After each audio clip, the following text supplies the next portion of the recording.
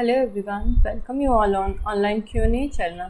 11th class chemistry NCERT की series चल रही है। फर्स्ट चैप्टर का आज हम 29 क्वेश्चन डिस्कस करेंगे। ठीक है, calculate the molarity of solution of ethanol in water. Okay, molarity हमें कैलकुलेट करनी है of a solution of ethanol in water in which the mole fraction of ethanol is इतना and assume the density of water to be 1। Okay, पहले हमें देख लेते हैं क्या क्या गिवन है एंड क्या क्या हमें कैलकुलेट करना है। We have to calculate the molarity. ठीक है, मोलैरिटी हमें कैलकुलेट करनी है। ठीक है, मोल फ्रैक्शन हमें दिया हुआ है इथेनॉल का, कितना दिया है 0.040।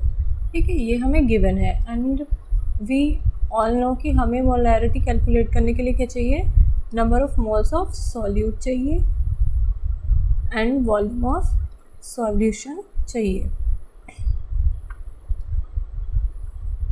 किसमें, इन लीटर। ओके, देखिए हम जब बात करते हैं मोलैरिटी एंड मोल फ्रैक्शन की, तो ये दोनों टर्म्स जो हमारी एक्सप्रेस करती हैं वो कंसंट्रेशन को ही एक्सप्रेस करती हैं।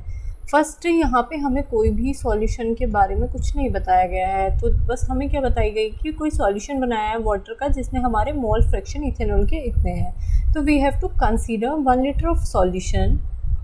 ओके, लेट अस कंसीडर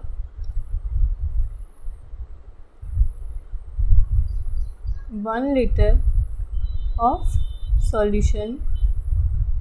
ठीक है, and we have to try to find out the moles of ethanol in it।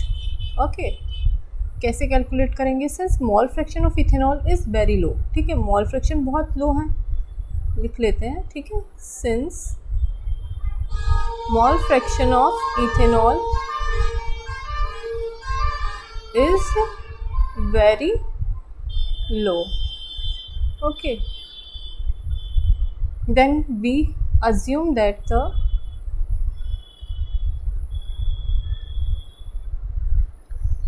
कि वॉल्यूम ऑफ सॉल्यूशन जो रहा होगा हमारा वो ऑलमोस्ट किसके इक्वल रहा होगा, वॉल्यूम ऑफ वाटर के, क्योंकि मोल फ्रैक्शन अगर हम बात करें हमारे इथेनॉल की कितने कम है, इज दिस वेरी लो, तो हम वॉल्यूम ऑफ सॉल्यूशन को वॉल्यूम ऑफ वाटर भी कंसीडर कर सकते हैं। तो हमारा वॉल्यूम ऑफ वाटर कितना हो जाएगा, ऑलमोस्ट 1 लीटर ही हो जाएगा। ठीक है, volume of water is 1 litre. Then हमें क्या, अब हमें पता है मास ऑफ वाटर भी कितना हो जाएगा, कितने ग्राम होंगे, 1 litre is 1000 gram. Okay, mass of water मिल गया हमें।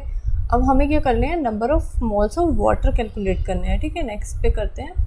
Number of moles of water अगर हम कैलकुलेट करते हैं तो given mass upon molar mass होता है। गिवन मास वाटर का कितना है, 1000 ग्राम होता है और मोलर मास कितना होता है, 18 होता है। ठीक है, यहाँ से हम कैलकुलेट करेंगे तो हमारा कितना आ जाएगा, 55.55 मोल्स आ जाएंगे हमारे वाटर की, which is calculated. Okay, this is use in question. अब देखिए मोल फ्रैक्शन का फॉर्मूला क्या होता है। मोल फ्रैक्शन जो हम निकालते हैं फॉर इथेनॉल हम निकाल रहे हैं, तो जिसका भी निकाल रहे होते हैं उसका हम मोल नंबर ऑफ मोल्स ऊपर रखते हैं।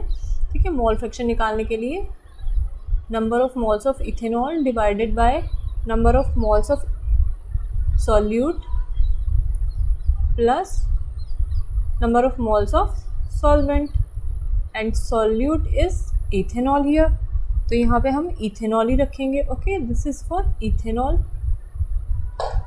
अब सिंपली हम क्या करेंगे, यहाँ पे वैल्यू पुट करेंगे। मोल फ्रैक्शन हमारा कितना गिवन है, 0.040। इथेनॉल के मोल्स को हम n रख लेते हैं और नीचे भी n रख लेते हैं। Number of moles of solvent हमारे कितने आए हैं, अभी हमने निकाले हैं फॉर वाटर के लिए 55.55। ओके, क्रॉस मल्टीप्लिकेशन करते हैं तो 0.040 n plus 55.55 n equals to n। Okay, यहाँ से हम कैलकुलेट करेंगे, ये आ जाएगा 0.96 n इक्वल्स टू 2.222। तो यहाँ से अगर हम कैलकुलेट करेंगे एन ऑफ इथेनॉल जो आ जाएगा वो आ जाएगा हमारा 2.314। ठीक है, number of moles of ethanol हमारे पास आ गए हैं। ठीक है, हमें क्या निकालना था, मोलैरिटी। ठीक है, इथेनॉल के मोल्स आ गए और हमारे पास वॉल्यूम कितना था, volume of solution is 1 litre. Okay, हमारे पास दोनों कैलकुलेटेड है, तो अब हमें सिंपली क्या कर लेना है, फॉर्मूला में पुट कर देना है मोलैरिटी के।